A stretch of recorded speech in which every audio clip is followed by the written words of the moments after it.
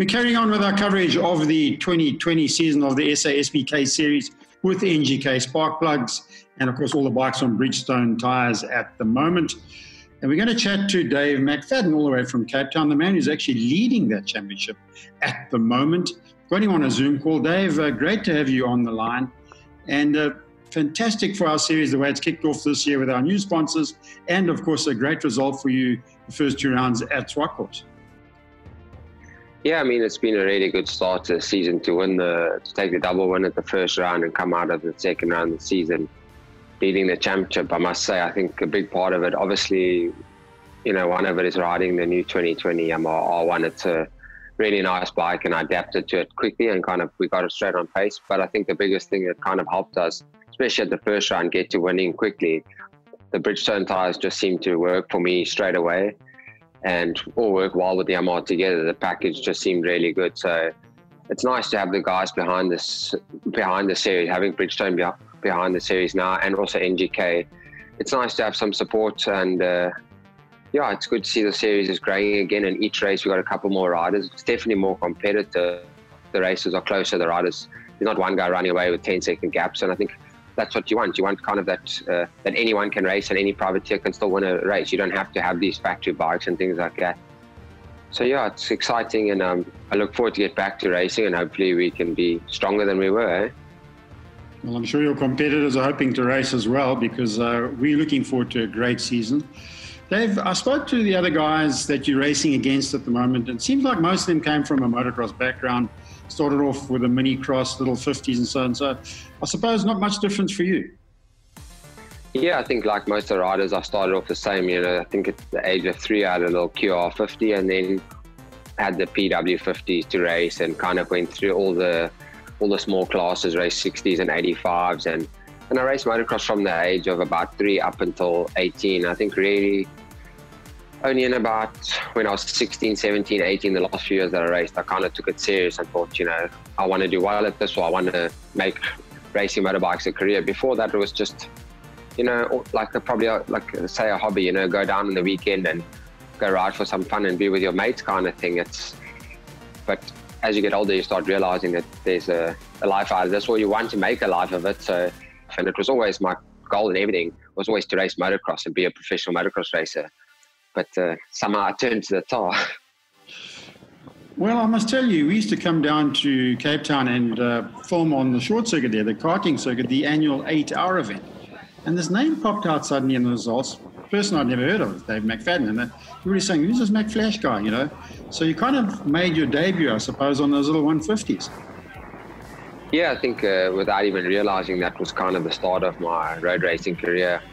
We just really did it for fun, and it was totally, you know, like it's an annual race, it's an 8-hour endurance race, really for fun, and it's in December, so you've got this whole kind of relaxed approach and just go there for fun. But I think 10 minutes into it, I realized, no, I want to win this race, and I want to give this thing a go. And I think it was also more like, because I was a motocross rider and I was racing against road racers, there was that kind of competitive side that I wanted to show these road racers that motocross guys are better, you know. So I think that's where it came from. And I think after getting past the first few times, I realized, no, I need to start passing people as well. And it just happened like that. So kind of before knowing it, I was so hooked and I just wanted to win. And yeah, it was fun, eh? And then you made the trip across the track. It's only about 100 meters from the little track to the main Killarney racetrack. And suddenly you're in the big boys. And I spoke to Clint Seller recently, and he said, boy, he came down to Killarney, and you always know that the local riders are going to be fast, and suddenly this guy came along there and blew him to the weeds, and he couldn't believe it. And the guy's name was Dave Mcfadden. You'd made the trip across to the big track. Yes, I mean, like, I think after riding the 150s, I kind of realized that the road racing is obviously fun, because initially when you're young, you think, oh, motocross is the only way, the only adrenaline kind of rush. And I still was not yet decided like if I wanted to road race. My dad had an R6 that he did a bit of regional racing and just rode for fun. So I went to do one day practice on it, and after a few laps I realized with the adrenaline rush from the speed of this thing, this is a must. We must do road racing, and that's me. I don't think I went back to motocross. I don't think I raced after that day. After I rode once on an R6, that was me. I was really sold everything in motocross, and I was decided I'm going road racing, you know. So it was that's how it kind of just started, just with no real intentions, but Yeah, I got thrown in the deep end and I went to race nationals, and it was hard to start. The guys were really fast.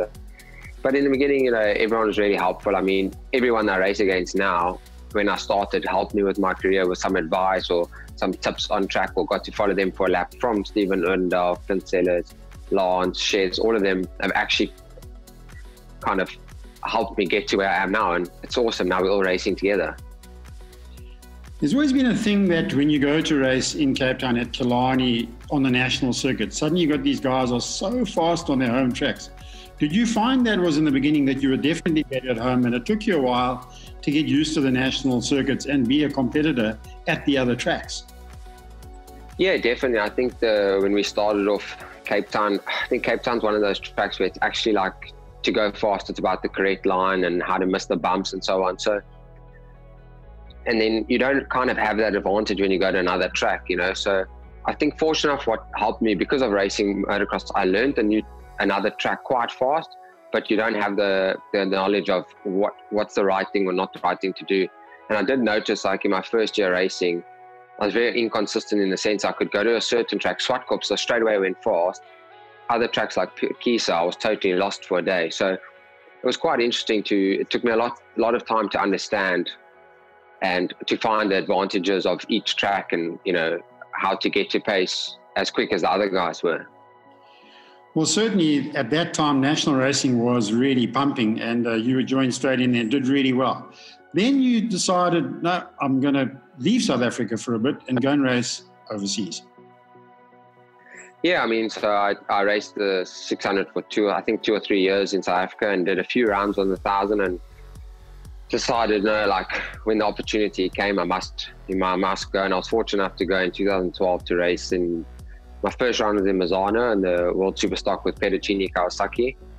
And I mean, like, I think like all of us, our hopes are to go there and win, but you're in the deep end. The first time I got there, I was kind of like almost shocked how good the guys were, and also the level of the bike, the team, the equipment, you know, everything around you is such a high level, and it's kind of something you dream your whole life to get to.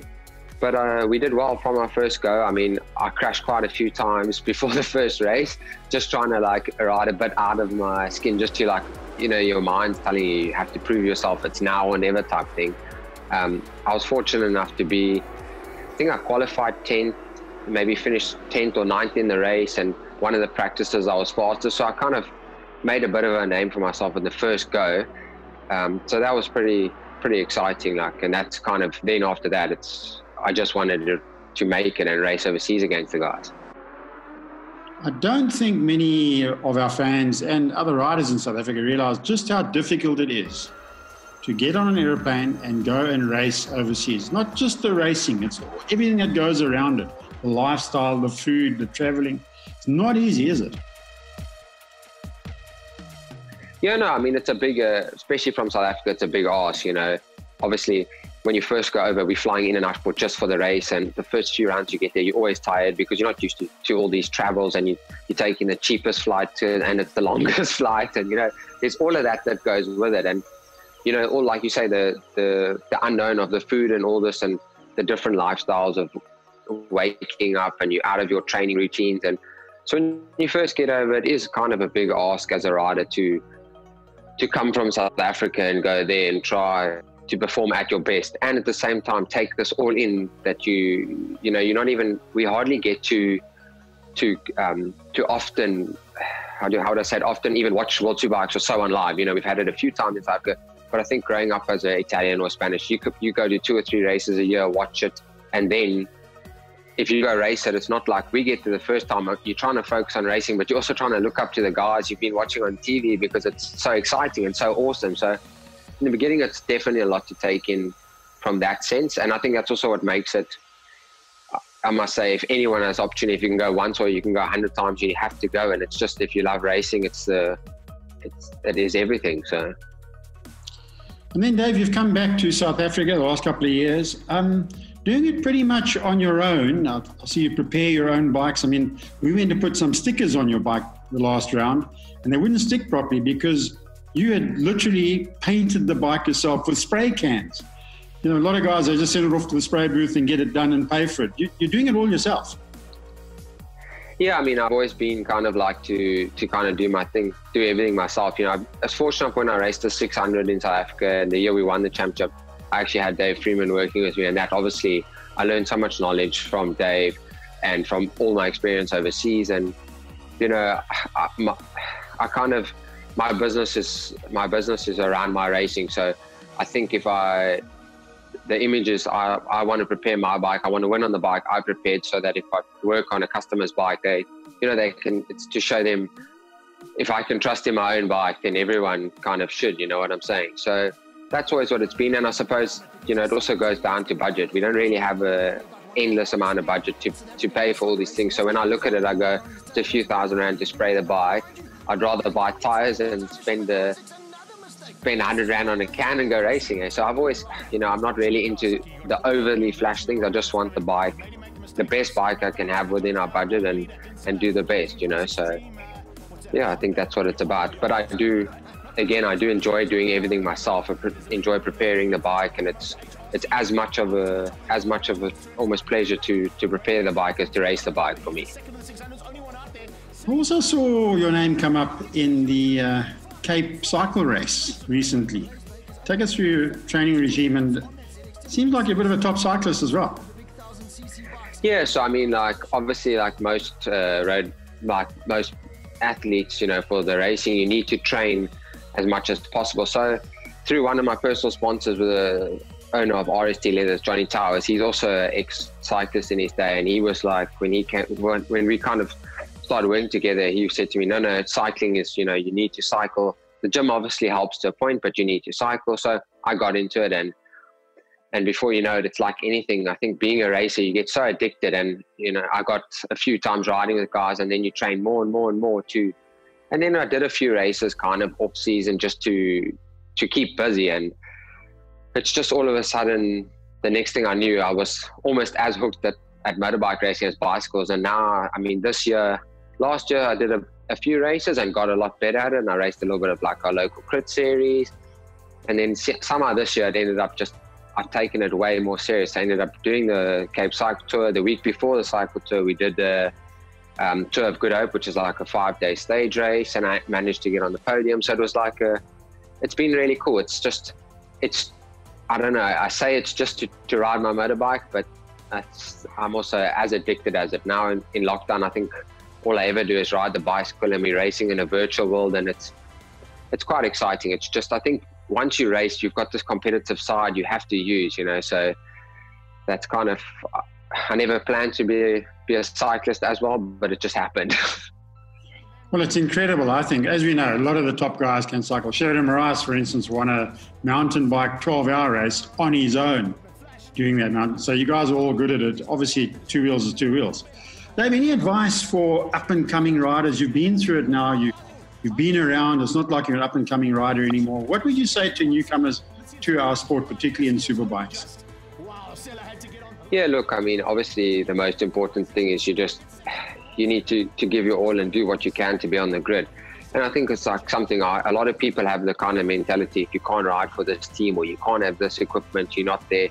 Like, I'm still a believer, you just need to be there in every race, do what you can to improve, and kind of, if you're honing on your own skills and improving, when the big opportunities do come to get on the factory type bike or ride for a better team or so on, you've improved yourself. You know, a lot of people I've seen over the years, they kind of like, they've lost the race before they've started because they're not riding the latest this bike, or they don't have the latest this of equipment or these suspension. You know, I think you need to do everything you can to be on the grid and just keep pushing to do your best. And the time will come. There's always those days where the stars align. Each person has their time, you know. So, you know, I'm a believer in that, and just work for it. If you really want it, you need to work for it, and it will come together. So our sport is definitely on the up again and seems to be growing, and we've got the right people behind the series, and I think it can only get better now. Well, let's talking about this year. You've got, as you say, it can only get better. You've got probably some of the hardest competitors right now out there racing against you. You've raced against them last year as well, put up some incredible performances. I think we're in for some great racing for the rest of the year when we finally do get back on track. Yeah, I think, I mean, when we do get back, first of all, we're all going to be so hungry to race or to win or just to ride motorbikes. It's probably the longest in all our career. We haven't actually ridden a motorbike, and the unknown of when we will ride again, I think but it's only going to, I mean, it's obviously difficult to deal with now, but it's only going to make us hungrier. And I think the racing is going to be so exciting when we do get back. I can't wait to just get back to racing. And we've worked a lot off track in trying to improve the bike, obviously improve myself. And yeah, I can't wait to get to different tracks, because obviously this year we've only raced at Zwartkops twice. So it'll be nice to get to a few different tracks. I really hope we get the opportunity to race at Kyle Army at Cape Town again and see what can happen. So it will be really good. Well, that's the lowdown from Dave McFlash. And Dave, it's been great talking to you. We hope you do get back on track soon. And of course, get back on your bicycle, because I think you can cycle between, 6 and 9 or something like that. Yeah, no, for sure. I'll be cycling every day between 6 and 9 and doing the training I can. And fortunately, we race like in a virtual world on the bicycles as well. So it's pretty cool. And yeah, thanks for having me. I must just obviously, most important, say thanks to all my sponsors for keeping me here. And, got to say thanks to the series for Bridgestone and NGK. And then, yeah, I look forward to see if we can get our Stunt SA Yamaha R1 back to winning and hopefully racing soon, eh?